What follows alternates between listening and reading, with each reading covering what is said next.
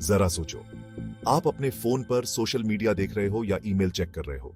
आपको लगता है कि आप अपनी ही दुनिया में सुरक्षित हो, लेकिन अगर ये प्राइवेसी का एहसास सिर्फ एक भ्रम हो, क्या हो अगर आपके हर टैप, स्वाइप और सर्च को ट्रैक किया जा रहा हो, उसका विश्लेषण किया जा रहा हो और शायद उसका गलत फायदा उठाया जा रहा हो? सच्चाई तो ये है कि हमारे मोबाइल फोन डेटा कलेक्शन का एक बहुत बड़ा जरिया बन गए हैं, अक्सर हमारी पूरी जानकारी या सहमति के बिना।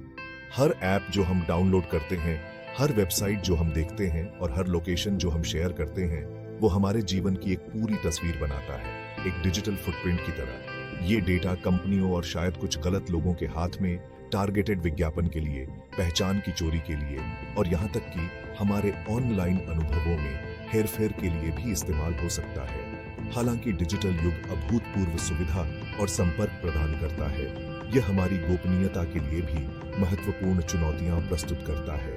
अपनी डिजिटल गोपनीयता को पुनः प्राप्त करने की दिशा में पहला कदम हमारे मोबाइल उपकरणों की भेद्यता को स्वीकार करना और उन तरीकों को समझना है जिनसे हमारे डेटा के साथ छेड़छाड़ की जा सकती है। हम बहुत आसानी से ऐप्स डाउनलोड कर लेते हैं, उनकी सुविधा और मनोरंजन के लिए, लेकिन हम कितनी बार रुक कर सोचते हैं उन परमिशन के बारे में जो हम इन ऐप्स को दे देते हैं?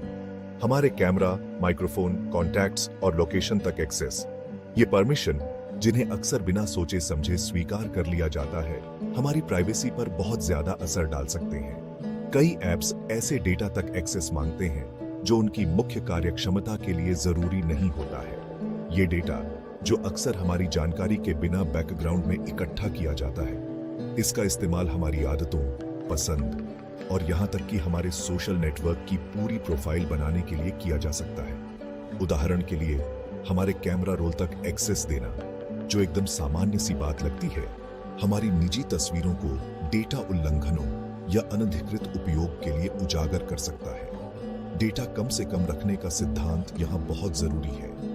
हमें उन परमिशन के बारे में समझदार होना चाहिए जो हम देते हैं, ये सवाल करते हुए कि क्या ऐप की कार्यक्षमता को उस लेवल के एक्सेस की जरूरत है या नहीं।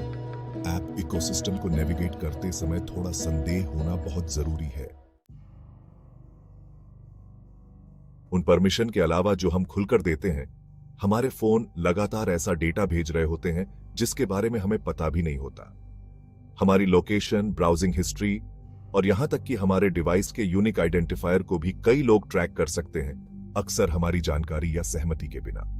ये डेटा का चुपके से लीक होना कई तरीकों से होता है, जैसे कुकीज, ट्रैकर्स और यहां तक कि वो वाईफाई नेटवर्क भी जिनसे हम जुड़ते हैं।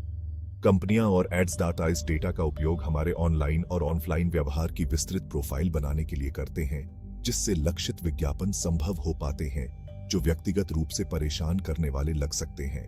यह डेटा संग्रह इतना ज्यादा हो गया है कि इससे घबराहट हो सकती है, लेकिन कुछ कदम हैं जो हम जोखिमों को कम करने के लिए उठा सकते हैं। प्राइवेसी फोकस्ड ब्राउजर, वीपीएन का उपयोग करना और अपनी ब्राउजिंग हिस्ट्री को नियमित रूप से साफ करना, इन सब से हम अपने द्वारा शेयर किए जाने वाले डेटा की मात्रा को कम करने में मदद कर सकते हैं।